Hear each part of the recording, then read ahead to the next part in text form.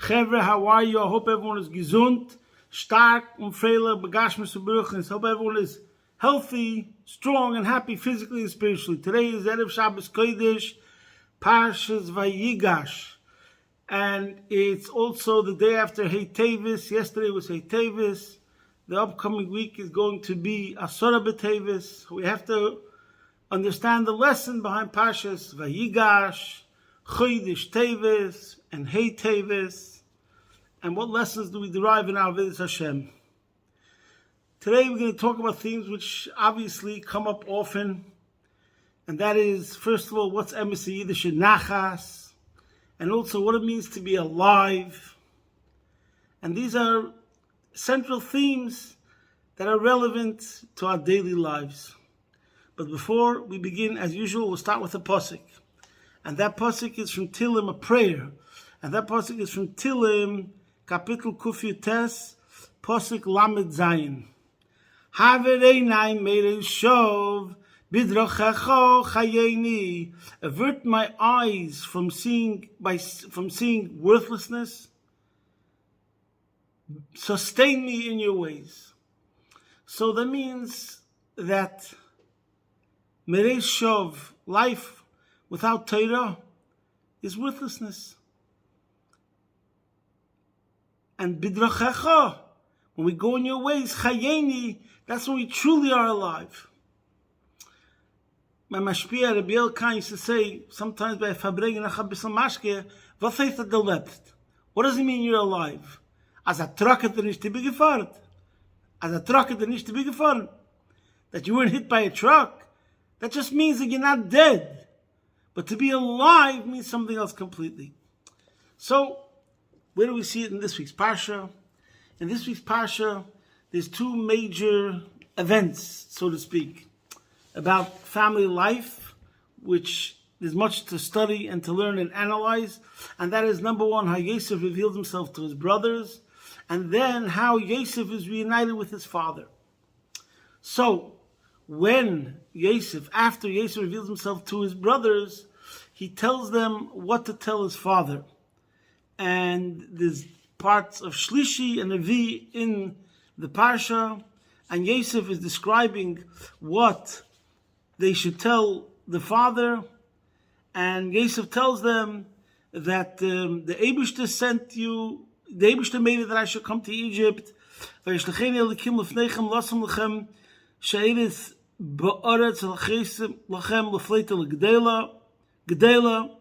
Hashem sent me to Egypt so that I should be able to come up with a plan, how to have sustenance during the famine, etc.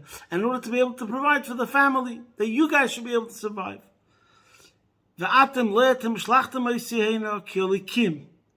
And then he says,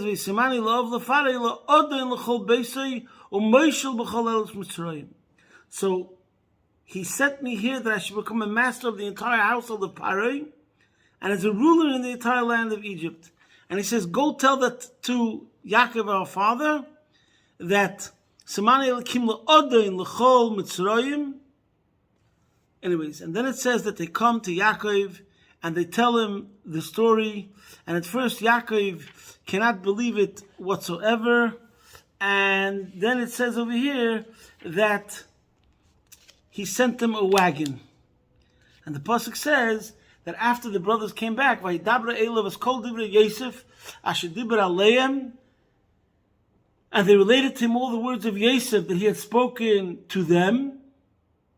Vayares ha'golois, and he saw the wagons, asher shalach Yosef l'asei seisei, that Yosef had sent to transport him.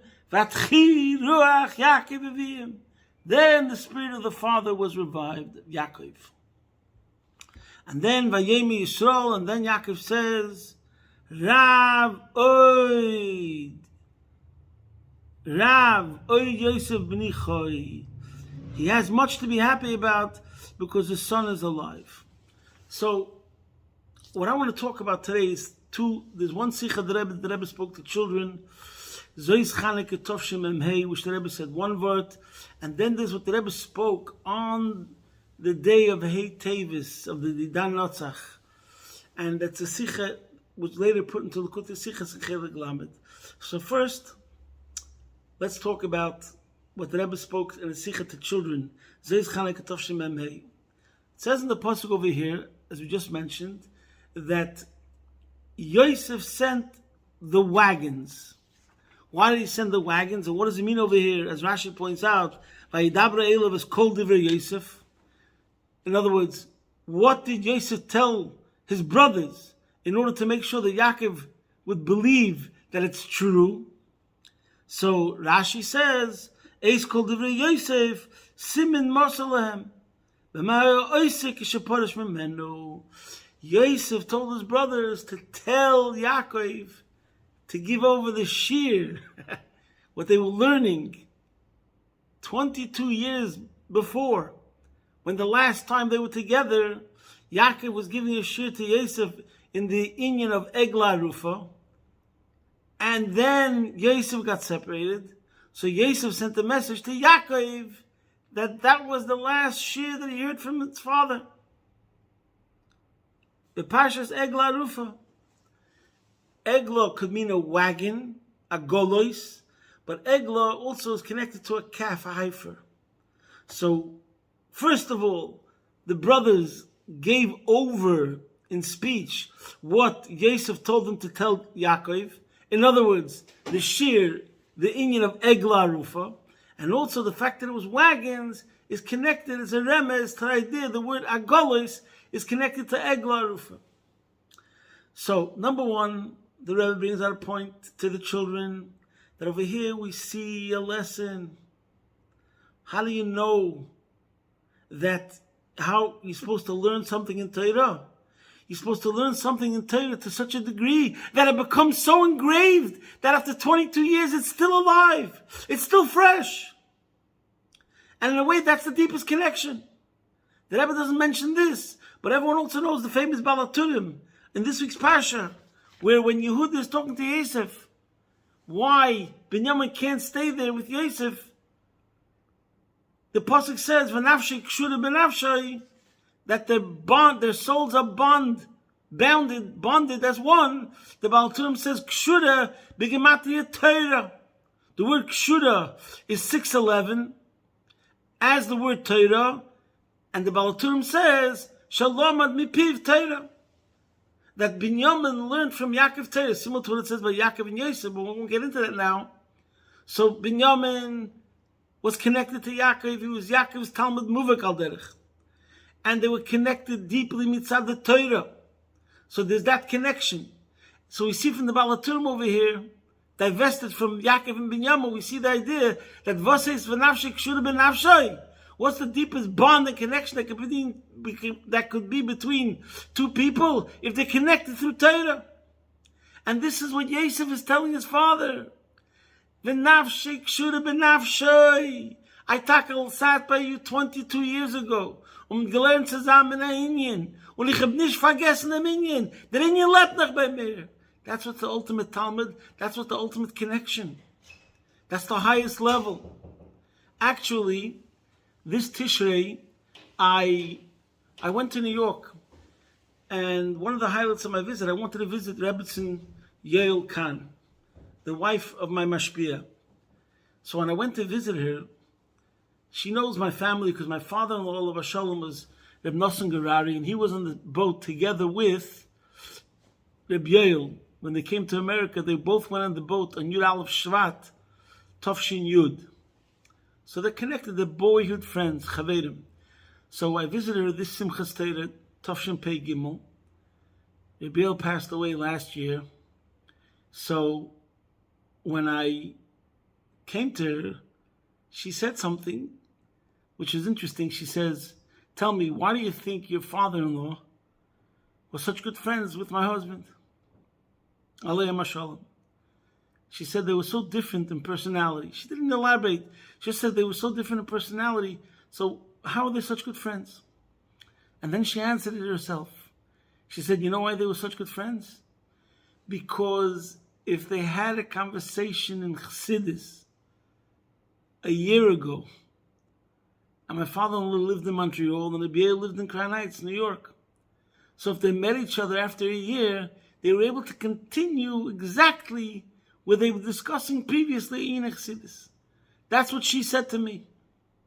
In other words, they were best friends. They were chaverim in Chassidus, chaverim in Torah, which the real definition according to Yiddishkeit and according to Torah, that's the real chaver.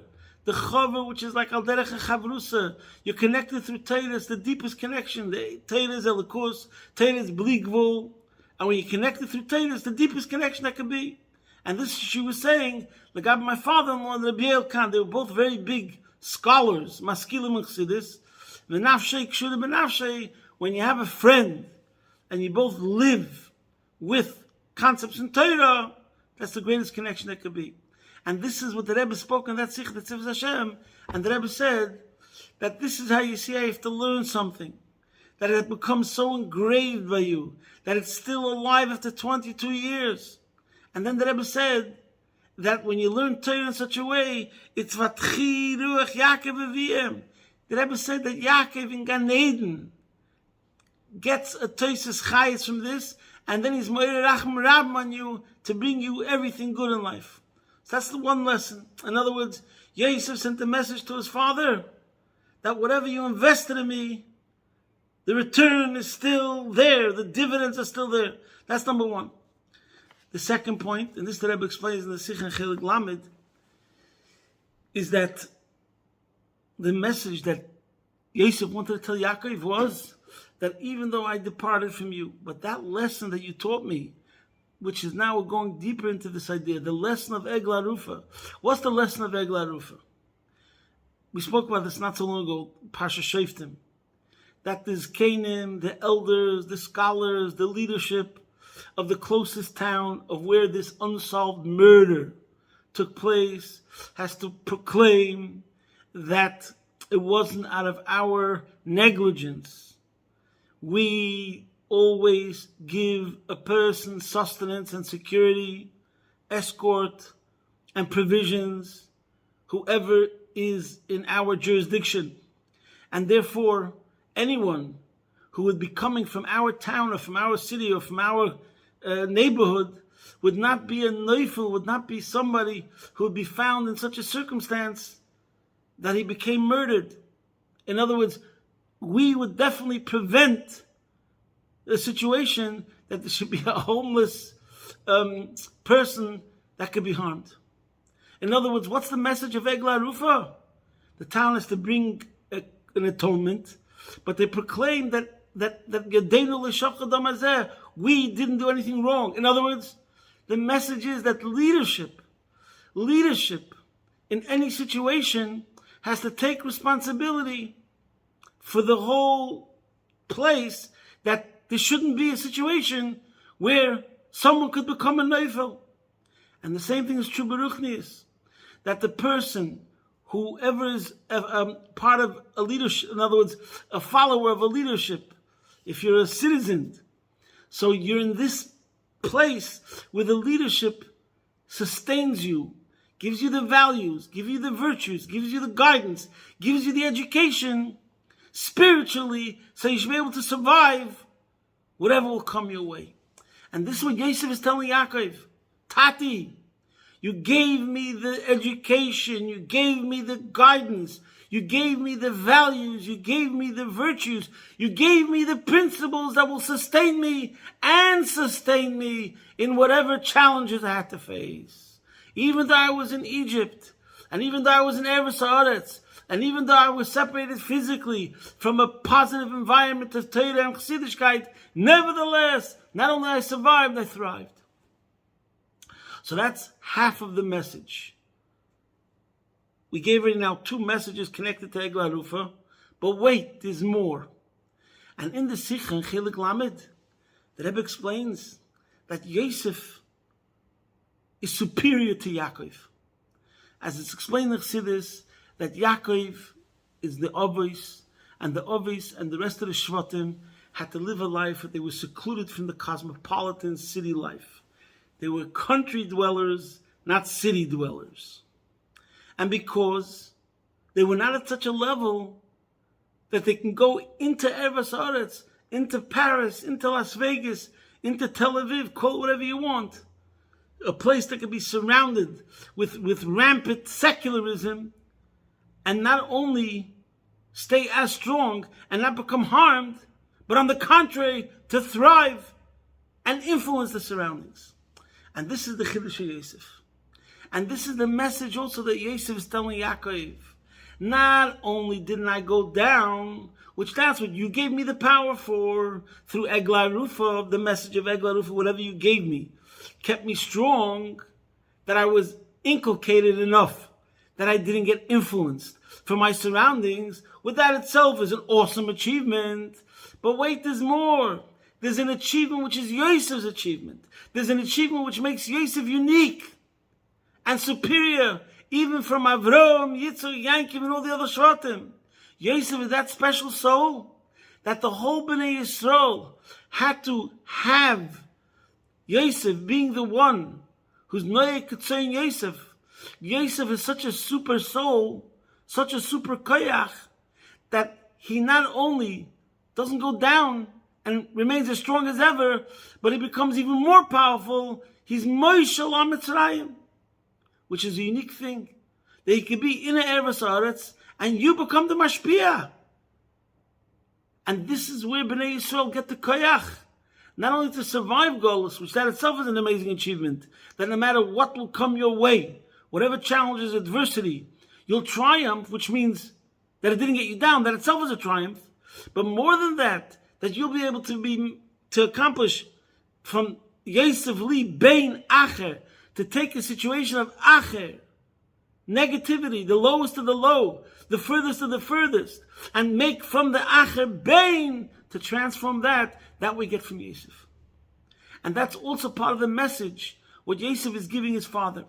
The time is late, and I don't want to get into all the psukim now. See the Sikha in Chelik Lamed, where the Rebbe, Mamish says, Meilit Kichidushim, of how the Parsha, where it stops Shlishi, where it begins Shlishi, where Revi starts, and it's all connected with these two levels. That there's one level of Yosef, which is the idea that he was able to become the one who was the provider and gave sustenance to the rest of Bnei Yisrael, which is the idea of not becoming less.